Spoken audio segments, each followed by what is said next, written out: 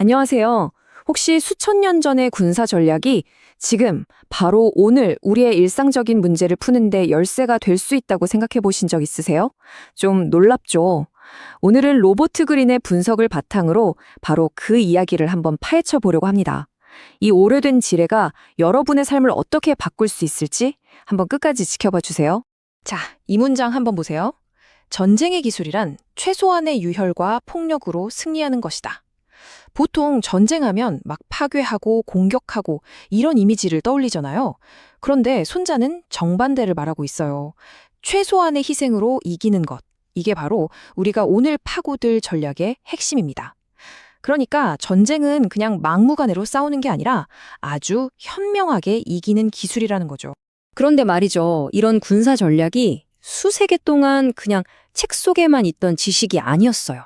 이건 권력자들이 독점하고 싶어 했던 아주 비밀스럽고 심지어 위험하기까지 한 지식이었습니다.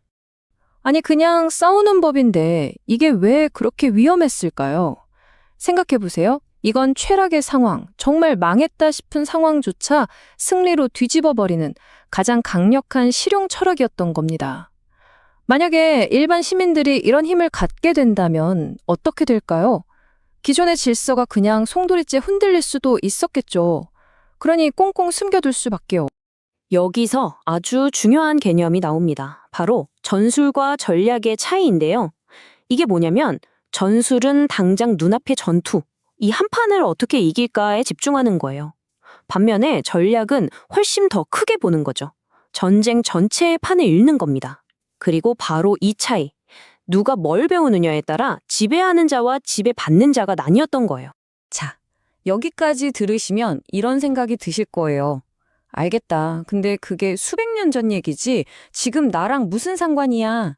맞습니다. 아주 중요한 질문이에요. 이 오래된 지혜가 지금 바로 여러분의 삶에 어떻게 적용될 수 있을지 지금부터가 진짜 이야기입니다. 혹시 전술의 지옥이라는 말 들어보셨나요? 이게 바로 현대인들이 겪는 딜레마인데요. 정말 많은 분들이 이거 내 얘긴데? 하실 거예요. 뭐랄까? 매일매일 급한 불 끄느라 정신은 없는데 정작 내가 어디로 가고 있는지는 전혀 모르는 그런 상태. 딱 그런 느낌이죠. 한번 우리 주변을 쓱 둘러볼까요? 회사에서는 그야말로 비즈니스 전쟁, 살아남기 위한 사내 정치, 인터넷을 켜면 또 끝도 없는 논쟁이 벌어지죠. 현대사회는 진짜 그 어느 때보다 분열된 거대한 전쟁터 같아요. 그리고 바로 이런 끝없는 싸움들 때문에 우리가 계속 수동적으로 반응만 하게 되는 전술의 지옥에 빠지는 겁니다. 그렇다면 이 지긋지긋한 전술의 지옥에서 대체 어떻게 빠져나올 수 있을까요? 그 해답의 실마리를 역사상 가장 위대한 전략가 중 한 명으로 꼽히는 전설적인 사무라이 미야모토 무사시의 이야기에서 한번 찾아보겠습니다. 무사시의 유명한 결투 3가지를 보면요. 진짜 놀라워요. 그는 단 한 번도 같은 방법을 쓰지 않았습니다. 상대와 상황에 맞춰서 접근법을 완전히 180도 바꿔버렸죠. 상대가 쟤는 맨날 늦게 와 라고 생각해서 매복하니까 이번엔 일부러 일찍 가버리고요. 상대가 좀 특이한 무기를 쓰니까 자기는 칼을 하나가 아니라 2개를 들고 나가서 대응하고 심지어 마지막엔 칼도 아니고 그냥 나무로 만든 배 젓는 노를 깎아줘 싸웠어요. 대단하죠? 바로 이 지점에서 전술가와 전략가의 결정적인 차이가 드러납니다. 무사시의 상대들은 어땠나요? 과거에 성공했던 방법, 좋은 무기 같은 물리적인 것에만 의존했어요. 거기에 갇혀 있었던 거죠. 하지만 무사시는 달랐습니다. 그는 오직 정신적인 창의성 하나로 매 순간 그 현재에 완벽하게 적응했어요. 그러니까 지난 전쟁의 기억으로 싸운 게 아니라 지금 바로 여기에 전쟁을 싸운 겁니다. 좋아요. 그럼 우리도 무사시처럼 이런 전략적인 정신을 기를 수 있을까요? 네, 가능합니다. 그러기 위해서 고대 그리스의 아주 재미있는 비유를 통해서 대전략이라는 개념을 한번 이해해 볼게요.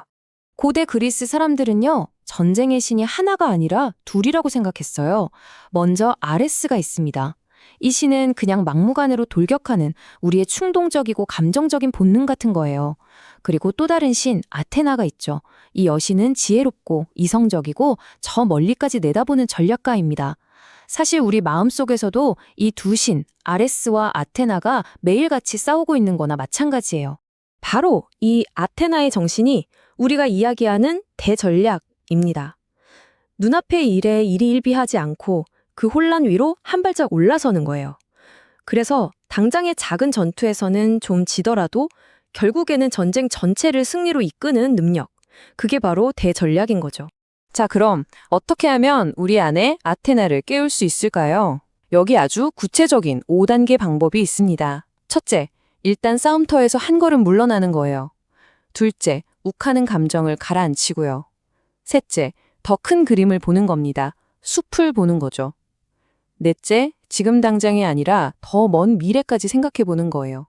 그리고 마지막으로 이 모든 걸 바탕으로 유연한 장기 계획을 세우는 겁니다. 이건 그냥 좋은 말이 아니고요. 우리가 매일매일 연습할 수 있는 구체적인 훈련법이에요. 이런 대전략이 없을 때 어떤 일이 벌어지는지 로버트 그린이 분석한 이라크 전쟁 계획을 사례로 한번 살펴보겠습니다. 이건 어떤 정치적인 판단을 하려는 게 절대 아니고요. 순수하게 전략적 사고방식이 어떻게 작동하는지 들여다보는 거예요.